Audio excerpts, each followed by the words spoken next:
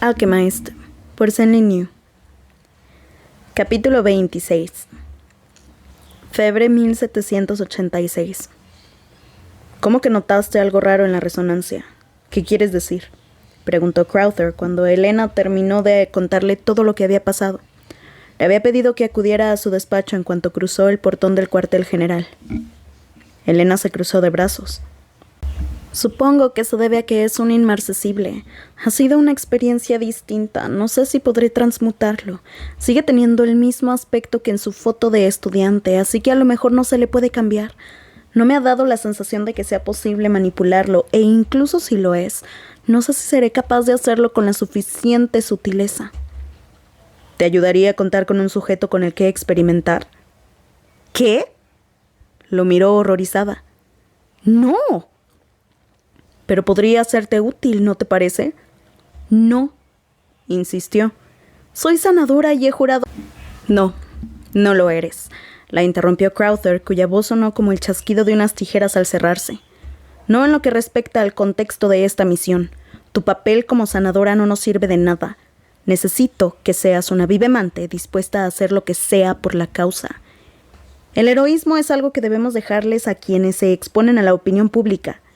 El trabajo de inteligencia, el que hacemos nosotros, consiste en meternos en la cabeza de nuestros enemigos para robarles sus secretos, sin importar lo que cueste.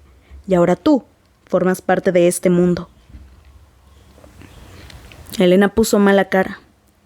Sé de sobra cómo lidiar con los aspectos fisiológicos. Lo que me preocupa es la regeneración. A no ser que tengan un inmarcesible a la mano, los experimentos no me van a servir de nada. Crowther torció el gesto y se reclinó contra el respaldo de la silla. Ahora mismo no tenemos ninguno, pero podríamos conseguírtelo en caso de necesitarlo. Entornó los ojos. ¿Ese anillo te lo ha dado él? La chica se lo quitó y lo deslizó por la mesa. Está enlazado.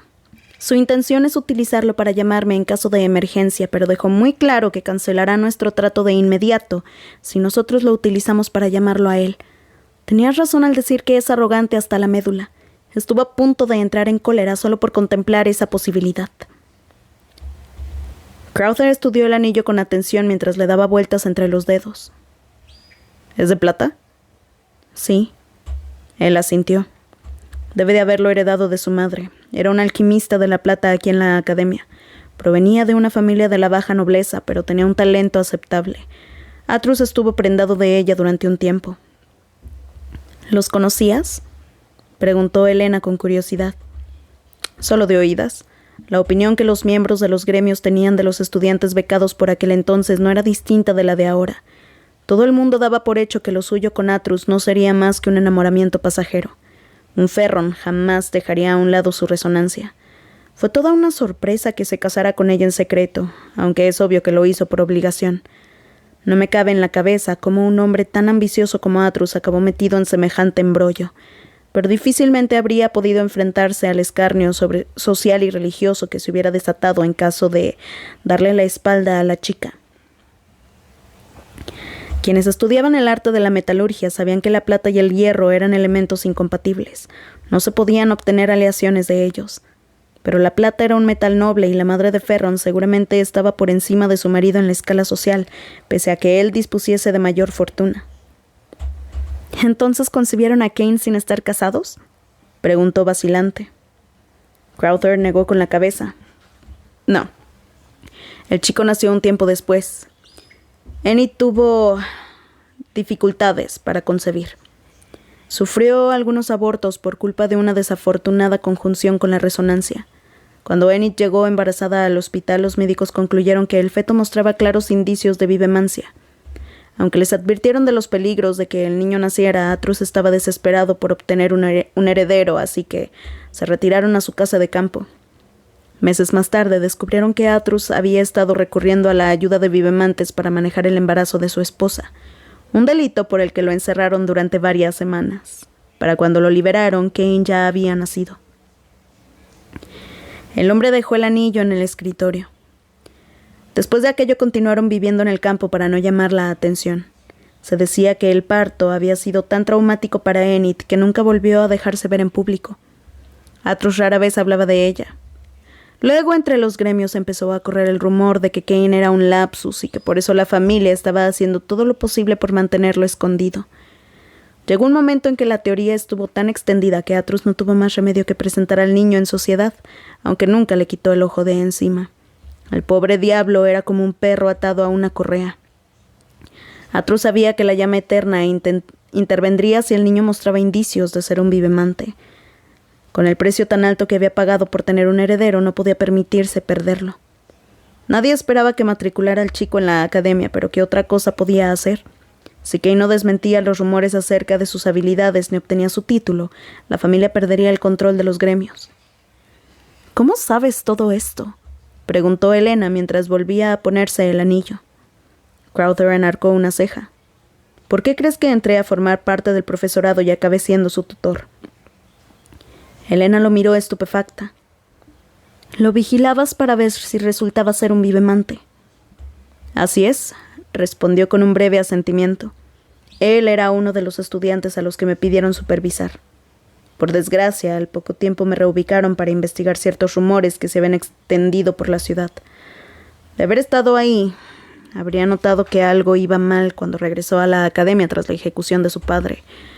El curso de la historia habría sido muy diferente. Cuando Helena regresó al módulo una semana más tarde, se quitó los guantes e hizo una pausa para apoyar una mano sobre la puerta con la intención de percibir el mecanismo de la cerradura con su resonancia. Aunque tanto por dentro como por fuera, su punto de encuentro tenía el aspecto de estar abandonado. La puerta disponía de una intrincada cerradura. Los mejores cerrojos se fabricaban con una mezcla de metales y elementos raros, adaptada a la resonancia particular del propietario y combinada generalmente con otros elementos inertes para crear puntos ciegos. Para abrirlos, el alquimista tenía que reconocer la sensación de los mecanismos que los componían, así como saber qué partes debía manipular. Dejó los dedos apoyados sobre la puerta después de llamar. Se quedó tan absorta trazando el movimiento de la cerradura que la mano pálida que salió del interior la pilló totalmente desprevenida cuando la agarró de la muñeca y tiró de ella. La puerta se cerró a su espalda y Ferron la arrinconó contra la pared. Y eso que había prometido no tocarla. Se acercó a ella, le apoyó una mano en el lateral del cuello y le rozó las vértebras con la punta de los dedos. Helena se obligó a levantar la cabeza cuando él bajó la suya. Le dio un vuelco el corazón al tratar de tomar aire y no ser capaz de hacerlo. Ferron se apartó y la estudió con una mirada vacía, carente de emoción. Los pulmones empezaban a arderle mientras trataba de averiguar qué era exactamente lo que le estaba haciendo. Pese a su extensa experiencia como sanadora, aquella era la primera vez que usaban la vivemancia con ella. Ferron la dio la cabeza y la mantuvo erguida contra la pared, agarrándola de un hombro. ¿Dónde está tu instinto de supervivencia? Podría haberte matado 50 veces desde que has entrado en el edificio. Helena no pudo responder. Los ojos empezaban a salírsele de las órbitas y su corazón, aunque seguía latiendo, trabajaba a toda velocidad. Debía de tener el rostro desencajado por el miedo, porque el chico se rió entre dientes. No te preocupes, no voy a aprovecharme de ti, le susurró al oído. Movió los dedos de forma casi imperceptible, y por fin le devolvió a Helena el control de su respiración, si bien no del resto de su cuerpo. Ella tomó una entrecortada bocanada de aire, en un siseo, lo más próximo a un grito que era capaz de proferir. No conseguía zafarse de él, ni siquiera podía encontrar su propia resonancia. La había pillado con la guardia baja al hacerle pensar que iba a besarla. Voy a mostrarte algo interesante. Según me han dicho, es uno de mis muchos talentos especiales. Presionó la mano libre contra la frente de la chica y le obscureció la visión. Luego, sin previo aviso, se coló en su mente como si le clavara una aguja en el cráneo. Helena sufrió una sacudida. Lo tenía en su interior. La resonancia de Ferron había impactado contra la superficie de su subconsciente con la fuerza de un rayo, y ahora todos sus recuerdos pasaban por delante de sus ojos como si su mente se hubiera convertido en un zótropo. Fue como si estuviera retrocediendo en el tiempo. Se vio chocando con la pared y levantando la cabeza para mirar a Ferron, que se cernía sobre ella. Luego se vio apoyando la mano contra la puerta y caminando por los pasillos del edificio y los claustrofóbicos callejones del complejo. Ferrón se adentró más en su mente y Elena se vio entonces cruzándose la bolsa de sanadora para salir a la calle. Le estaba leyendo la mente. No podía permitírselo. Se debatió en un intento por liberarse, por arrancar su conciencia de las garras de Ferrón, pero él ahondó todavía más en ella. Ahora estaba en un laboratorio de química vacío, transmutando varios compuestos de gran rareza para elaborar un elixir. Cubrió el anillo que el chico le había dado con él con cuidado de no alterar el enlace espejo. Entonces la soltó sin previo aviso, y Elena recuperó el control de su cuerpo, pero le cedieron las rodillas y tuvo que dejarse caer hasta el suelo. La cabeza le dolía tanto que incluso veía borroso. «¿Qué le has hecho a mi anillo?», exigió saber el chico, cerniéndose sobre ella. «¿Qué me has hecho tú a mí?», replicó Elena con la voz temblorosa. «Es un truco que me enseñó Artemon Bennett». Ferrón se alejó un paso de ella. «Lo llama animancia. Cuando capturamos a los soldados de la Resistencia con vida, solemos examinar sus recuerdos. Si alguna vez te capturan, es muy probable que contigo hagan lo mismo, por eso supones un riesgo para mí». Elena cerró los ojos esforzándose por recomponerse. En la llama eterna no tenía ni idea de que eso fuera posible. ¿Cómo iban a defenderse de un poder así? «Te lo preguntaré una vez más». La voz de Ferrón sonaba implacable. «¿Qué le has hecho a mi anillo? ¿Dónde está?». Elena tragó saliva. «Es un elixir que se adhiere a las superficies y crea una capa que distorsiona las ondas de luz para que a quienes no saben que está ahí les resulte más difícil ver el anillo». Ferrón se agachó, le levantó la mano izquierda y le pasó el pulgar por los dedos para encontrar el anillo. Entornó la mirada y estudió la mano de la chica desde distintos ángulos. Cuando arqueó las cejas, asombrado, Elena supo que por fin había conseguido verlo de nuevo. Nunca había oído hablar de algo así, admitió tras una larga pausa. Todavía está en fase experimental. ¿Lo inventaste tú?, inquirió buscando su mirada con una ceja enarcada. Ella asintió a regañadientes. «Era uno de mis proyectos académicos, pero nunca conseguí que funcionara en superficies grandes. La refracción se vuelve irregular». Ferrón se incorporó y cuando la ayudó a ponerse de pie, Elena reprimió un estremecimiento al ser consciente de lo que sería capaz de hacer con tan solo tocarla. «No pienso tolerar que tu incompetencia me pueda afectar de ninguna manera». Jamás. Nadie en su vida la había tachado de incompetente, así que se puso a la defensiva. «¿Y cómo íbamos a saber que querías que tu pequeño trofeo de guerra fuera inmune a la telepatía?» «No es telepatía», la corrigió él con tono burlón. «Solo te he manipulado mínimamente el cerebro. Aunque sientas que me he metido en tu cabeza y que he visto tus recuerdos como si los estuviera viviendo a través de ti, a no ser que haga un barrido exhaustivo y los reproduzca varias veces, lo único que alcanzo a ver son destellos. Una buena parte de la información se pierde entre todo el ruido mental. Los momentos más nítidos y fáciles de descifrar son aquellos en los que tú misma pusiste más atención. Si alguna vez te atrapan, no dejes que te engañen. Jamás verán más de lo que tú has visto». «Entonces, ¿qué has descubierto ahora?», le preguntó tratando de entenderlo. «Que estás aterrorizada». Sonrió. «Al desorientarte, el miedo te ha hecho vulnerable y te ha impedido pensar con la claridad necesaria para resistirte. Luego he visto un borrón. Los dos momentos más claros han sido el de la puerta y del anillo.